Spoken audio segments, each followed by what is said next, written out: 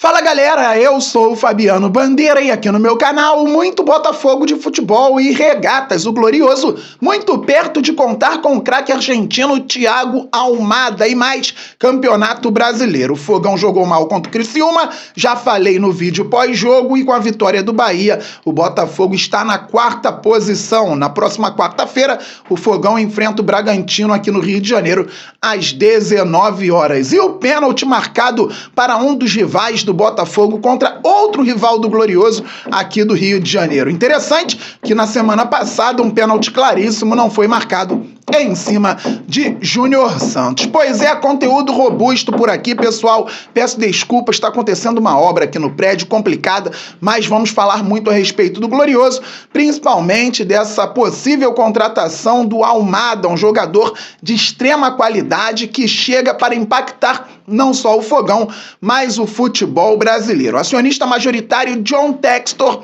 já convenceu o jogador e o staff do atleta e agora negocia a contratação com o Atlanta United, detentor dos direitos do argentino de 23 anos. O Almada pensava em ir inicialmente para a Europa, não chegou proposta parecida com a que foi feita pelo Botafogo no início do ano, para que o jogador saia do Atlanta United de cerca de 20 milhões de euros.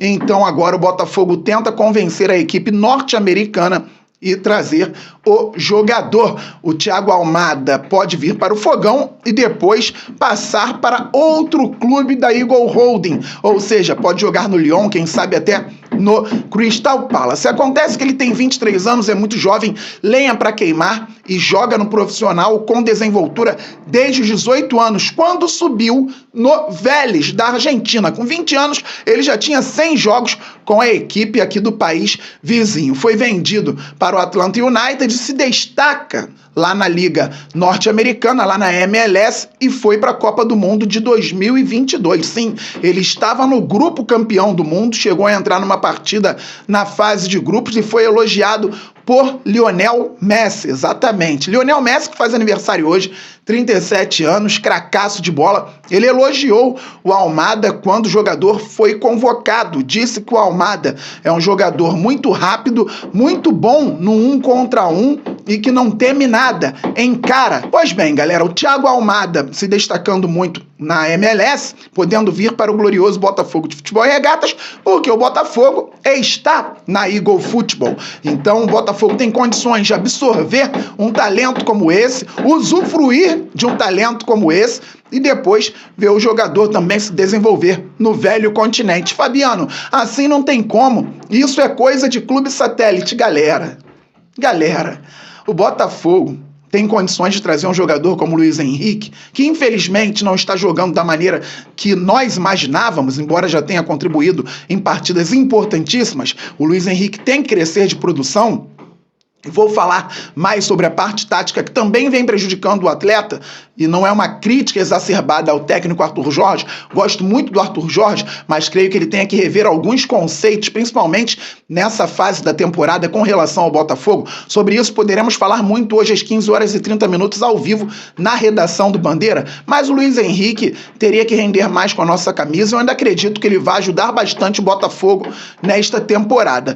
E o Botafogo tem condições de trazer o jogador como Luiz Henrique por mais de 100 milhões de reais. O Botafogo tem condições de trazer um jogador como o Almada por mais de 100 milhões de reais. Joga aqui durante um período, contribui. O Botafogo hoje luta por títulos. O Luiz Henrique pode ajudar o Botafogo a ganhar títulos. O Almada pode ajudar o Botafogo a ganhar títulos. E depois, então, podem sair, podem jogar na Europa e o Botafogo segue com outros jogadores de qualidade. O Glorioso, que renovou com jogadores importantes recentemente, como Marlon Freitas, Júnior Santos, Tiquinho Soares. O Palmeiras vende o Endrick novinho pro Real Madrid. Já foi, não volta mais depois da Copa América. O Palmeiras vende o Estevão antes de completar 18 anos para o Chelsea. E ele vai, depois de completar 18 anos, para a equipe inglesa. O Palmeiras vende o Luiz Guilherme, também novinho. Quer dizer, muita gente elogia, olha, a base do Palmeiras é muito forte, dá resultado esportivo, dá resultado financeiro, é exatamente isso. Resultado esportivo ganham na base, contribuem no profissional, o Endrick contribuiu muito em títulos importantes recentes do Palmeiras, e depois são vendidos rapidamente para a Europa. O Palmeiras não fica com jogadores até 21, 22, 23 anos. E o Botafogo está trazendo jogadores de 23 anos, 24 anos, para que possam ser importantes numa idade boa aqui no Glorioso. E depois eles vão para a Europa. No caso do Luiz Henrique, ele retornará. No caso do Almada, será a primeira passagem dele por lá, quando for. Mas primeiro vai contribuir muito aqui, se realmente vier para o Glorioso Botafogo de Futebol e Regatas. Então, o que adianta não ser chamado de satélite, mas se desfazer de ativos com 18 anos de idade? Os garotos não chegam a 20 anos de idade no Palmeiras, por exemplo. Estou dando um exemplo. Ou termos jogadores com 22, 23, 24 anos contribuindo efetivamente aqui no futebol brasileiro, depois podendo ir para outro clube da holding ou até podendo ser vendidos também para outros clubes no futebol europeu. O Botafogo vai ter o talento por determinado período do Luiz Henrique e também do Almada se concretizar a negociação. O Flamengo vendeu o João Gomes novinho para o futebol inglês, não poderia estar aí contribuindo no meio-campo, marcador, jogador de seleção brasileira? O Botafogo consegue ter ativos importantes, buscar, ou pelo menos brigar por títulos, eu espero que busque realmente os canecos, e depois os jogadores seguem o caminho deles e o Botafogo segue por aqui, tentando fortalecer cada vez mais o elenco. O Almada tem muita qualidade, realmente muito bom no 1 contra 1, como disse o Messi, é rápido, encara, não tem medo, como disse também um dos maiores de todos os tempos, Lionel Messi, e pode atuar por dentro como um camisa 10 clássico ou até mesmo como aquele jogador que o Botafogo busca. Um ponta-meia, um meia-ponta, um jogador que faz o lado esquerdo e vem para dentro. O Almada pode vir da esquerda para dentro, construindo ou driblando e buscando também finalização de fora. Finaliza muito bem, galera. Além disso, bate falta, é um jogador muito diferente, o Thiago Almada. Tomara que o Botafogo consiga concluir a contratação. O César Luiz Merlo, um jornalista competente argentino, falou sobre o negócio, e o Fabrício Romano, talvez o jornalista que tenha maior credibilidade em termos de transferências no futebol mundial, falou hoje mais cedo também sobre a possível vinda do Thiago Almada para o Fogão. Estamos falando de um jogador campeão do mundo há menos de 2 anos com a seleção argentina. Como poderia ficar o Botafogo com o Thiago Almada? Pensando em 2 linhas de 4, hein, galera? Rapidinho, um 4-4-2 básico. Vamos desenvolver isso mais à frente. John, Damian Soares, um zagueiro, Bastos e Cuiabano.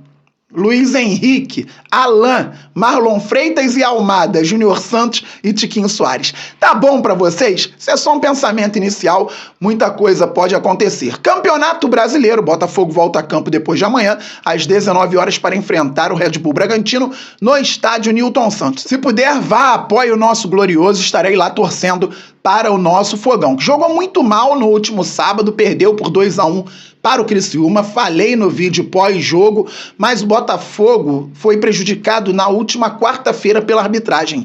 Um pênalti claríssimo no Júnior Santos. Fabi, o Botafogo jogou mal contra o Criciúma, jogou mal contra o Atlético Paranaense. Exatamente. Contra o Criciúma, o Botafogo perdeu com justiça, porque foi mal no jogo, mas não teve interferência clara da arbitragem no resultado. Embora o Luiz Flávio tenha apitado mal, tenha dado um cartão ridículo para o Barbosa, quando a bola, na verdade, bateu na barriga do zagueiro do Botafogo. Mas ali foi falta de qualidade do árbitro. O Botafogo não foi prejudicado pela arbitragem. O Botafogo jogou mal e foi punido com a boa partida do Criciúma e a vitória do adversário. Justa. 2-1 pro Criciúma. Contra o Atlético Paranaense, o Botafogo também jogou mal. Só que isso não quer dizer que tenha que haver uma interferência da arbitragem. Olha, o Botafogo está jogando pior que o Atlético Paranaense, então não vou marcar o pênalti no Júnior Santos, porque o Botafogo não merece vencer. Isso não existe.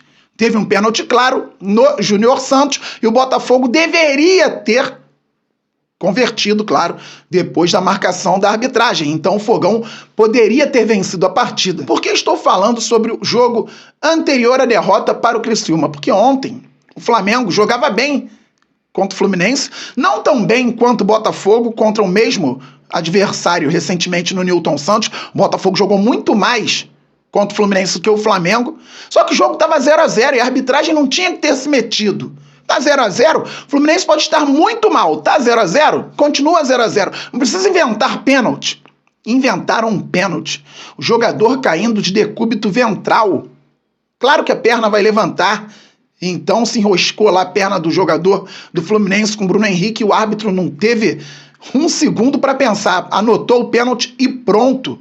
Não estou nem falando que foi falta do Bruno Henrique ou não. Porque independentemente da falta do Bruno Henrique, há ali um choque natural do jogo. O jogador cai, olhando para a linha de fundo, decúbito ventral, a perna levantou um pouco e encontraram um pênalti ali pro Flamengo. O que acontece com isso? A distância de 4 pontos, Flamengo 24, Botafogo 20. Fabiano, mas o Botafogo tem que jogar bem.